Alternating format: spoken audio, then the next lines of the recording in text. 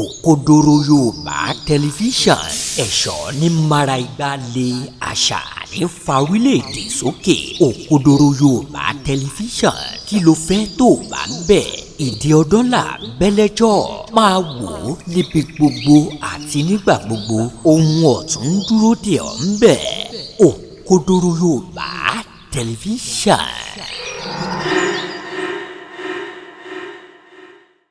Ìjọ tó kú náà ni Ọ̀sáyé Peter Kamba di fourth day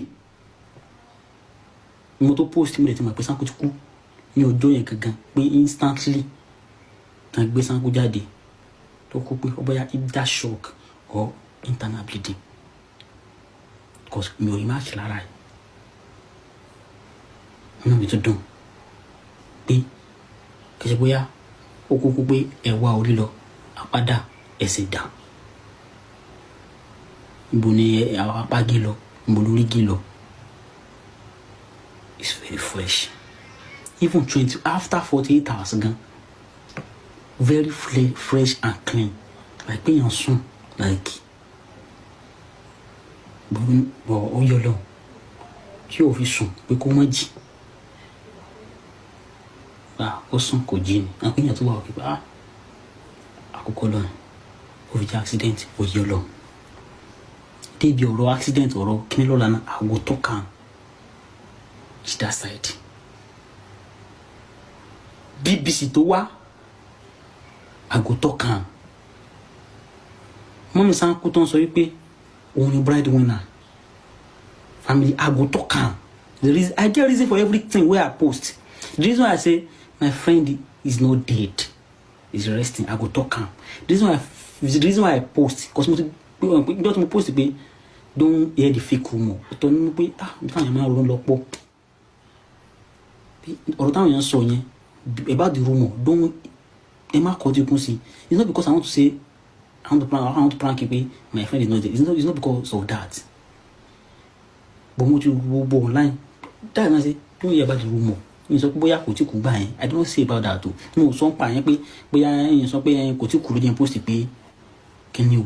Gbogbo àti mo ṣe ń post ìgbà tó bá tẹ́ wa lọ́rùn ìgbà tí mo ṣe ń bọ̀ ní mọ́tò ni o tí mo mọ̀ o ìgbà tí mo sì wà ní mọ́tò yẹn mo ti mọ̀ tó ti sọ fún mi bọ́ mo ò believe títí dọjọ́ kẹta tí wọ́n sin Sanko àbí ọjọ́ kejì náà sin Sanko.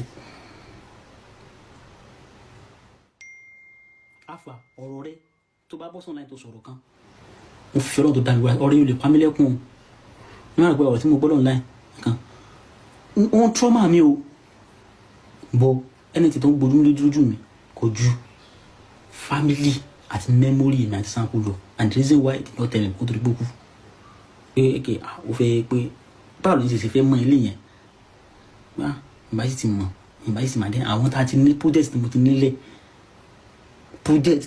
tá a ti ń draft lẹ̀ ló ń fún mi trauma o ló ń pa mí nígbè o. As people dey talk like say and then they drive recklessly. Because no, never reach 1 hour. People when they talk, I'm feeling here. They drive recklessly. They no take careless. I don't know. No be Sanko drive. No be Richie drive. No be Wakili drive. Wakili no fit drive. Make something soap. Something fit soap. If go on make it soap. But then they drive. Tomani baba. After man travel. No that time maybe say you go travel they go drive normally they know they drive anyhow if they inside car sef if they drive anyhow like taba say sha da pe ya when sáré they know they run reaching no dey run os ko se jo bẹ̀rù kú nínú gbogbo wa and first part say mi jáde lọ́jọ́ yẹn Richie come tell me say in boy Sanko can ask me no Sanko do it no do something me another person don't carry Sanko go because you see they ask me again say where Sanko if they say they see some traces I can't go out Sakala me because that one don't get mad like die sorry Choco because they carry now in the sort of abuse like no back look at that person àwọn apẹ àwọn èèyàn ìgbà tó ti gbowó tán bàbá king ìjàsánwó táwọn sàn náà sẹlẹ owó ṣẹṣẹ everything kálukú tí aláǹsọ tó yẹn kékèké family àwọn Wakili then take with town Saka àti Richie lókùtà mójútó àti driver àgbà yẹn lálẹ́ yẹn and the funny thing is say it can be 12 o'clock lórí.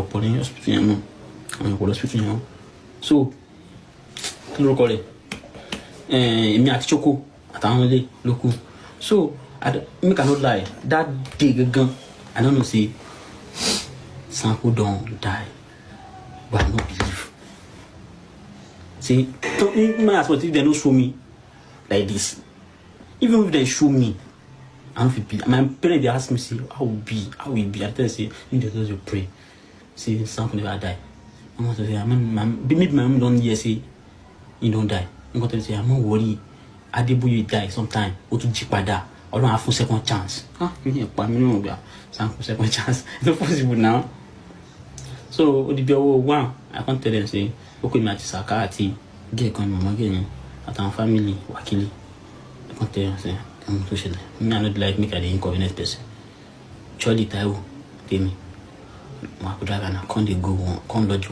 lodge for one hotel because I want day personally I want day so bá wọn ṣe lọ sí hotel wọn náà bá wọn káwọn àjẹmẹ máa wọlé owó Choco asáré gbé Wakili lawyers kankan nìkan àyà cause ìyẹn decent kí ni ẹ ṣe pọ̀ jù the essence pé bàtà àyà kí ni ẹ tán Choco afford only pick a lọ get oúnjẹ fún Saka wọn ti lè jẹun àti Richie àwa lọ get oúnjẹ bá get oúnjẹ tó ní but they don't know everybody just dey so like all àti tá àti ti máa jáde báyìí gbùyàn kan dákẹ́ bí ti máa wà ní ẹ̀ wá ń fọ́ mi lórí pé why people dey mix like ló táwọn èèyàn dákẹ́ afẹ́ oúnjẹ they dey serve wọ́n á bọ́ sí kọ́rọ̀ kí ni ẹni wọ́n á sọ̀rọ̀ lẹ́yìn gíjẹ̀ ni I no believe say someone don't die that time I no believe but when you say like I know when everybody they see my I use nose cover everything but still yet cry no come out cause I don't want make anything so say they cry for Sanko me cry for Sanko God forbid where my dead body that's how oúnjẹ tán àgùnjẹ fún àwọn kìnìún tán àtúndọ̀ àgbà tó yà fẹ́ lọ rọ́njẹ asáré akọ́ni yẹ fún wọn bí tó wà bọ̀ ọ̀gbà ìgéjẹ ó ti wà rọ́njẹ ìtọ́mọ̀ ẹ̀yìn mi kan tó padà so àwọn Choco wọ́n fẹ́ lọ gẹ́tò oúnjẹ lẹ́ẹ̀kẹ́ ìgbà àwọn fàwọn gan àbáyé mọ́ wọ́n ti kí ó lè ṣe kí n ṣe ká gẹ́tò oúnjẹ don't worry ìṣòro adájọ́ kù níbi kí ní àwọn gbóhùn ẹ̀ ìmọ̀ọ́pẹ́ mi àtàwọn ayákọ̀dá bá ọlọ́dẹ ní ìmọ̀ àwọn méjì lọ́kùn bẹ́ẹ̀ lè lọ dájọ́ kò ẹ̀rù bá mi gan so as I come sit down I come tell Sanko say Alpha brother where you dey I say Alpha brother where you dey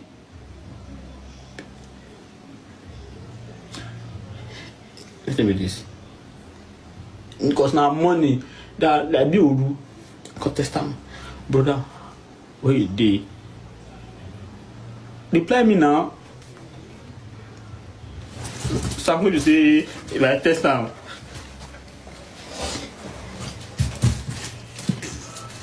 tí o bá rí test nígbà yẹn yóò kọ́ da kọ́ bolẹ̀ ni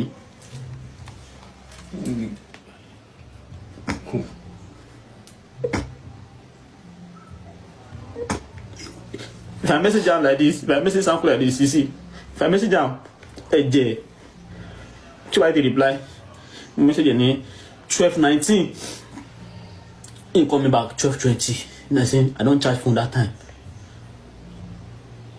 so that 12:20 now 1 minute oh 1 minute Sanko no reply 1 minute he call me back by 12:20 adako bole ni I want test Sanko Alpha brother where you dey reply me now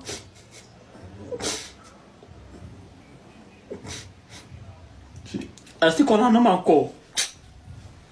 Reply me. I want to hear your voice.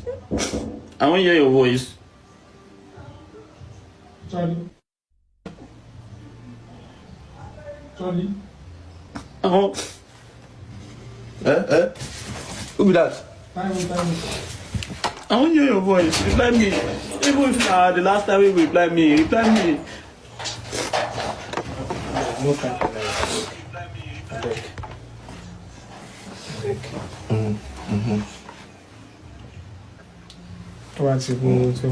Just calm down small.